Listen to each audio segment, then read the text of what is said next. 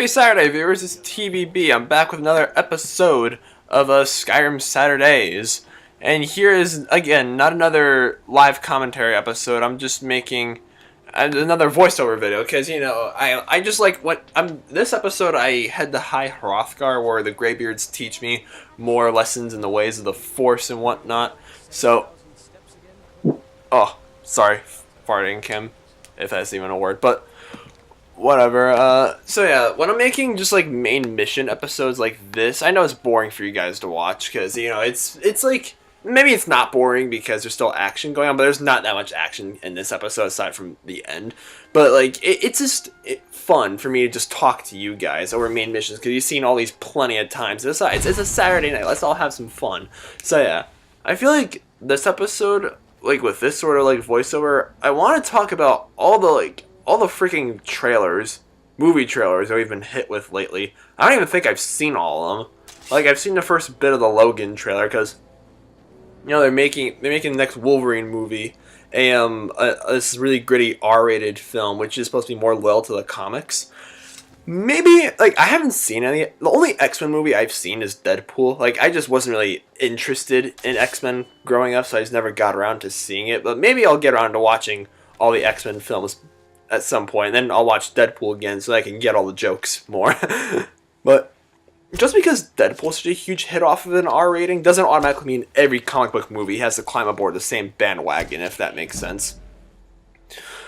Like, I mean, I understand that Wolverine, like, the comics are actually very violent, and I understand why they want to make it more appropriate to the source material, but just, I would say, I would make an R-rated Wolverine reboot instead of like continuing on the current franchise, because they've made so much money. It's been such a big success off of appealing to a wider audience, like that sort of thing. And yeah, I saw Rogue One yesterday and reviewed it. I feel like I forgot to talk about a few things, and I don't want to like tread on too much spoiler territory, but just like, I wasn't aware that like Tarkin and the brief bit of Leia that you get nearing the end is like, I thought apparently they were motion capture. I was not aware that they were motion capture. Like, that's really impressive. I will say so myself. And like, Force Awakens, again, I really liked it. This Vader, a lot of people were hoping to see a whole bunch of Vader in Force Awakens. Have I been saying Force Awakens? I'm sorry, Rogue One. I saw Rogue One. Oh my god. Well, yeah, Vader's not in it. Vader's like barely in it, because apparently the guy who directed Rogue One is the same guy who directed Godzilla. I liked the 2014 Godzilla, but like, Godzilla really wasn't in it that much despite the name Godzilla, and you expect Vader to be in it more than he is because he's the most iconic movie villain of all time. You know, we want some more Vader, Gareth Edwards. Did I say his name right? I think so. Well, yeah, Vader wasn't in a whole lot. Again, my main issue with Rogue One is like the pacing. Like, it's the characterization's rather poor, and again, like, you don't get that much backstory aside from like on Jyn Erso and whatnot. But anyway, trailers. Spider-Man: Homecoming. I'm looking forward to it because like, we all know that like, apparently it's. I thought it would be like yet another like Spider-Man origin story, but no, it's continuing off of the events of Civil War, and like just seeing Tony Stark be like his mentor. That's like so funny. Iron Man teaching this little baby Spider-Man how to like fight, and you see like in the trailer how like he unzips his costume, like he was climbing on the ceiling, and his friend is like, "You're the Spider-Man," and he's like, "No, it's just a costume. You were on the ceiling." It's just it's funny things, but. Anyway, yeah, like, next year, again, it's gonna be yet another year of, like, superhero films and sequels, which, I don't have that much of an issue with it, because I do really like superheroes and whatnot. Like, if I want to make comic books when I'm older, viewers, so therefore, yeah, I should be paying more attention to all these comic book movies. Like, I'm promised, like, because, like, for years, I've been skimping out on MCU films. Like, I still haven't seen the first Iron Man, or the first Captain America, or Ant-Man, or Thor: The Dark World. Like, I've seen the first Thor, but not the second one. Yeah, like, it's the way I saw it. It's just hard for me to look at all these like standalone Marvel movies because like now that we have the event, like this is me when I was like in 8th grade. Like, now that we have the Avengers, why keep making other Marvel movies? Because we already have the one that like mashes them all together. But no, like I see how all these stories tie in, and it's gonna be even. And the next like few movies might as well be even bigger than the Avengers. Like, look at Civil War. Pretty much had everybody except for Thor and Hulk.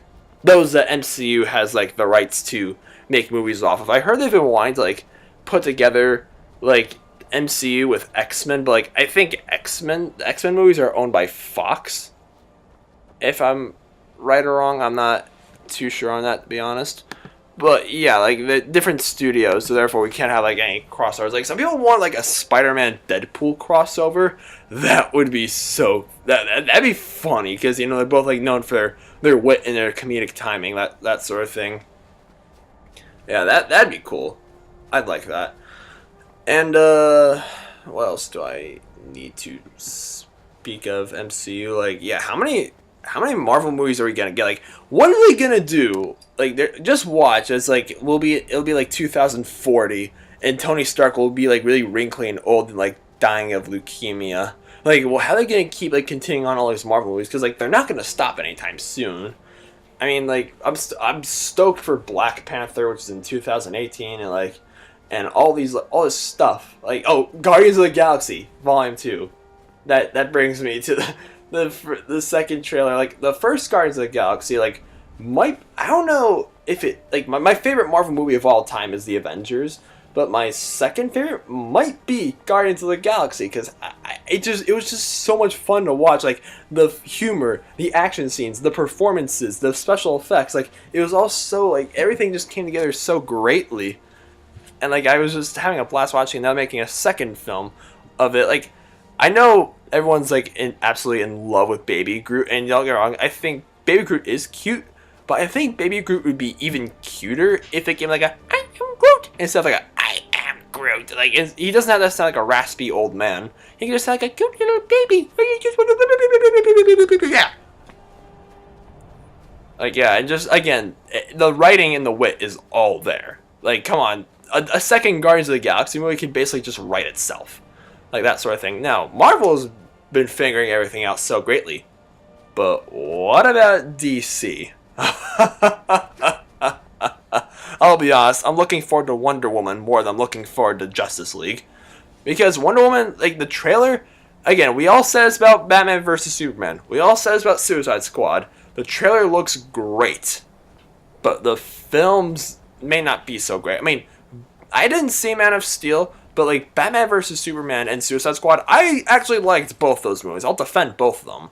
I know, like, contrary to popular belief, they're both so divisive. Like, I guess DC is just the king of making divisive comic book movies. Because I had two this year that were very polarized. Like, you know, some people loved it, some people hated it, some people just thought they were meh, some people, like, enjoyed it, some people not so much. But just, like, I feel like the reason why I'm not looking forward to Justice League as much as I should be is because they didn't, like, I would be more excited if Aquaman, Cyborg, and Flash got their own origin stories beforehand. Because, like, the thing that got me so hyped for the Avengers was because they gave us, like, all the origin stories for Captain America and Iron Man and Hulk and, oh my, how am I drawing? I'm drawing a blank on this. Oh, it must be getting late. What time is it? Captain America, Thor, Iron Man, Hulk, I'm still waiting for a Black Widow movie. Come on, Marvel, make that happen. Like, that's that sort of thing. But I don't, it's funny because, like, both companies, like, Marvel has a long history. Like, Marvel Comics has a long history of ripping off DC Comics. Now it seems that DC movies are tending to rip off Marvel movies. Like, excuse me. But yeah, like, I don't know. I was kind of underwhelmed by the Justice League trailer. I'm still looking forward to it. Like, I still think I'm still hoping that it's gonna be great.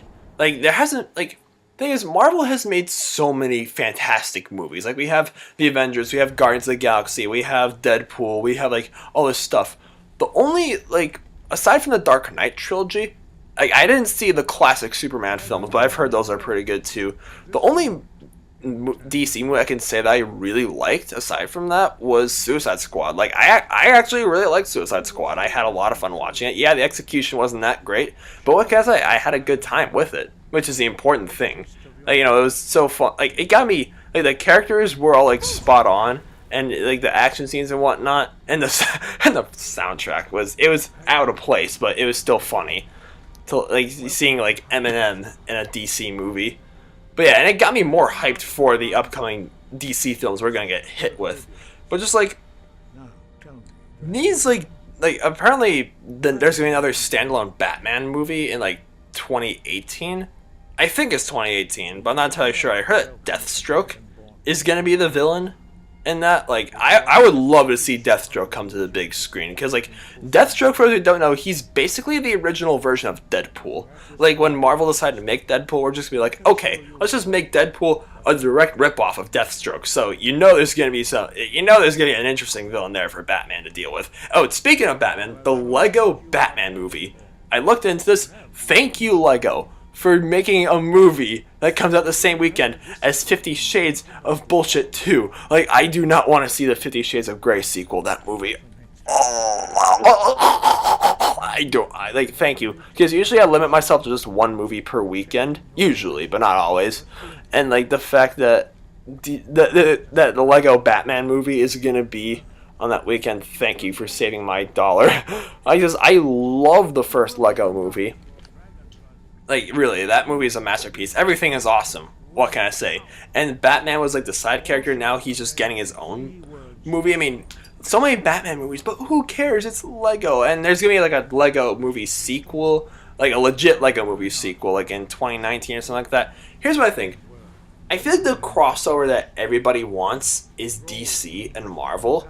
But, like, I mean, the MCU can't even get a crossover with X-Men. Just imagine how difficult it'd be for them to get with Justice League. But what if Lego decided to make like a crossover TV series or movie with both DC and Marvel characters? Like, guys, Lego owns the rights to make toys and movies and games and stuff like that based on both DC and Marvel. Like, you can do it. It doesn't have to be like super grim. It can still be for kids. Like, it can still be a family film like the Lego movie. But like, Lego, do it.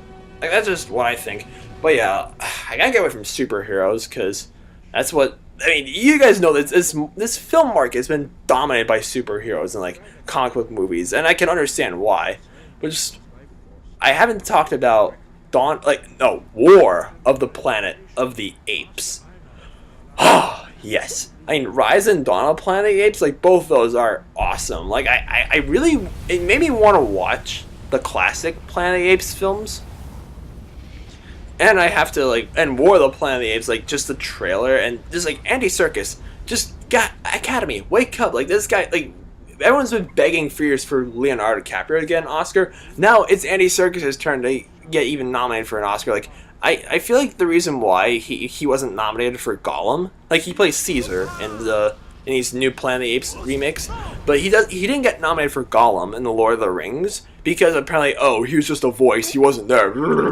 Okay, well, if that's the case, make a category of like best performance in a voice or motion capture role to give like actors in animated films or motion capture roles a bigger voice, both literally and figuratively.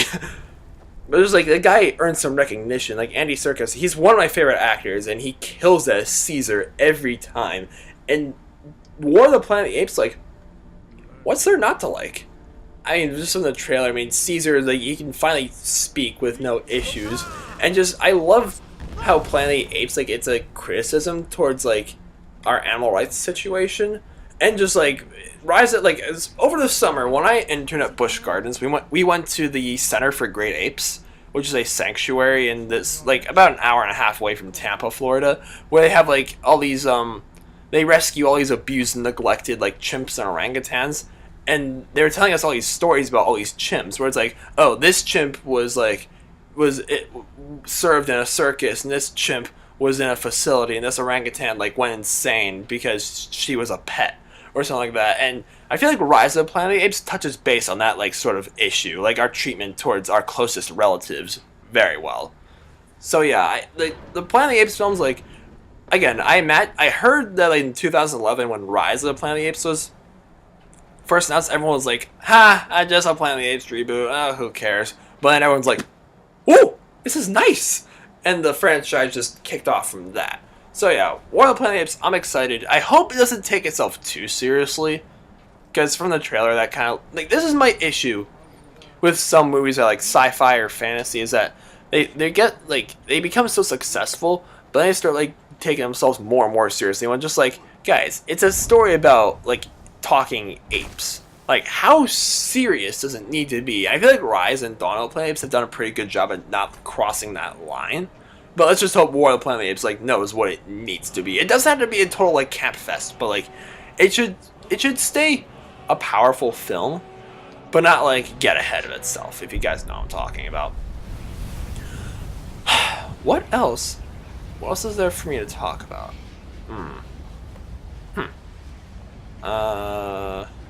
Dang nabbit, these fancy gadgets. Don't ask me why I just said that, but like, I'm stuck. Like, what else is there for me to discuss? I just like, I've just been thinking about this a lot lately, about cinema, like, and just in general, because I feel like this is the year when like movie reviewing just became such a big part of my YouTube channel, and it's been working well for me. Like, I've had a lot of fun doing it. It's giving me something to do every weekend, and like, this is what I love about making YouTube videos, because it puts like your interests and passions to absolute work. Like, I've been playing video games like Skyrim for years, but then one day I asked myself, well, what's my love of gaming doing for me? That's why I started making gaming videos. Even though I don't get as many views as my normal videos, they're still a lot of fun to make. And it's like, I loved going to see movies, but like, what is my love of cinema doing for me, though? That's why I started reviewing movies more and more on my channel. And like, again, it's been working well. Like, 4 of my videos have made it past 1,000 views. 2 of those are movie reviews. My Ice Age Collision Course review and my Normal and North review. It's funny because both of them came out in 2016. Both of them are computer animated family comedies that are about talking winter themed animals, and both were terrible. And I had so much fun ranting about both of them. Like, just seeing the results. I guess you guys must really like it when I get angry at movies. Because again, that was a lot of fun for me to do. Like, I know I don't like getting angry, but still, if it's enjoyable for you guys, who am I to judge? Like, cause like this is what I remember back in September. This like guy in my class was like, "Yeah, Vitas, you're the reason why I didn't see Ice Age 5," and I'm like, "Thank you." See, people like me, movie reviewers on YouTube, we use our money and time, so people like you don't have to waste yours. If there's a terrible movie, we spread the word. Don't see it. Don't support it. Like, leave it alone. Because the upsetting thing is, do you really think cinema cares about what the fans think, what the viewers think, what do the critics think anymore? No, all they care about is making money. So, like, they see, the reason why, now I know what to talk about, Transformers 5. Oh, boy.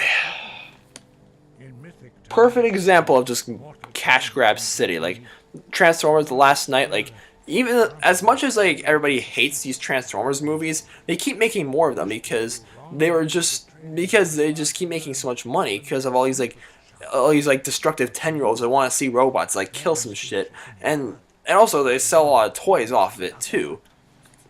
But like The Last Night, here's the thing, I could give Age of Extinction and the first Transformers film a pass.